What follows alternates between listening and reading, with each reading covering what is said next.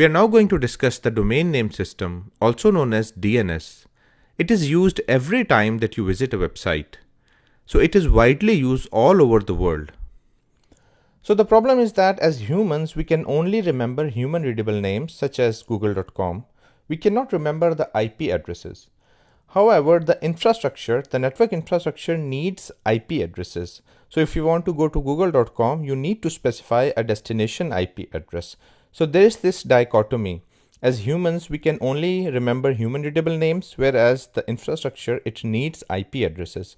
So the DNS system comes to our rescue and helps us convert names to IP addresses. Now, DNS messages are always sent using the UDP protocol to avoid the TCP overhead. As you can imagine, there are millions of users around the world who are accessing websites all the time. And every time you access a website, the DNS translation needs to be done. So there are billions of DNS translations being done every minute. Now, we don't want to use TCP because it creates separate connections to the DNS server and then it resolves the name. We use the UDP protocol, which is very fast and which does not require connections and which does not require retransmissions. So in order to be more efficient, we use UDP for DNS resolution. However, there is a small catch. As you know, we already discussed that UDP is an unreliable protocol and it can result in lost messages. So what happens if you send a DNS request and it gets lost?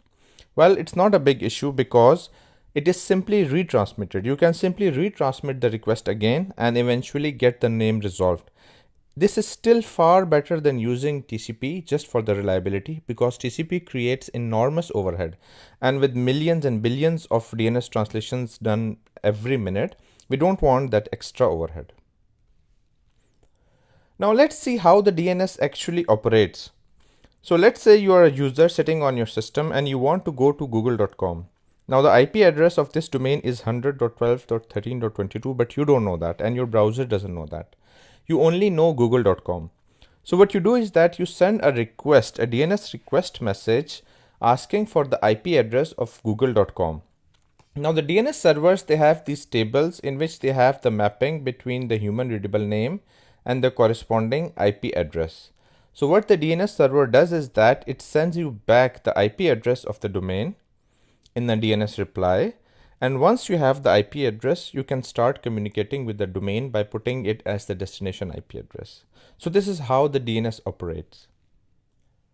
The problem with the DNS servers is that you cannot have one single DNS server which caters to DNS resolution requests all across the world, because it will be a single point of failure and the load would be tremendous. So what we do is that we create a hierarchy of DNS servers so that the job is distributed among multiple servers. And secondly, we distribute DNS servers geographically across the world. For example, if you're sitting in Australia and you want to resolve a domain name, it doesn't make sense to send your DNS request to a server in the US. So that's why we have DNS servers which are spread throughout the world to distribute the load. So the first level of the DNS servers is called the root DNS servers. There are just 13 of these in the world and they contain a list of top level domain servers. So what are top level domain servers? A top level domain servers caters to a specific domain. So for example, a .com top level domain server which will handle all the DNS resolution requests which have .com at the end. We have hundreds of these and they are also spread throughout the world.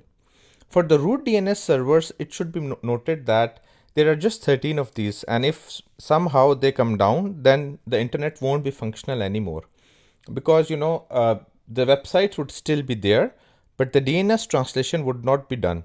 So there will be no way to get the IP addresses. At the third level, we have authoritative servers which have the specific IPs of the domains, for example abc.com.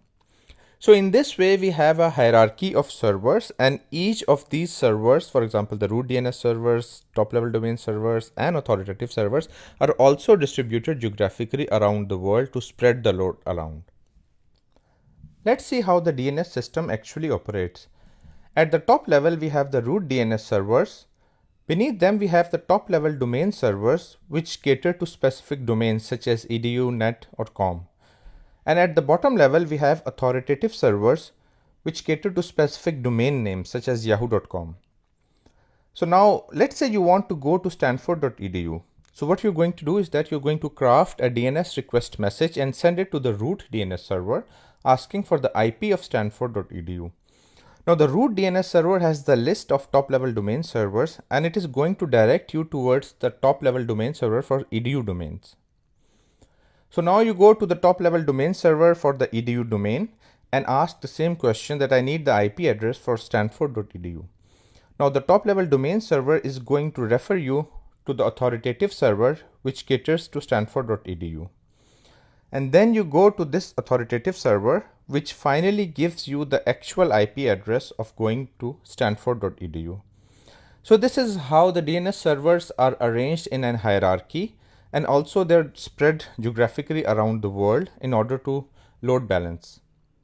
So this concludes our lecture. I'll see you in the next lecture.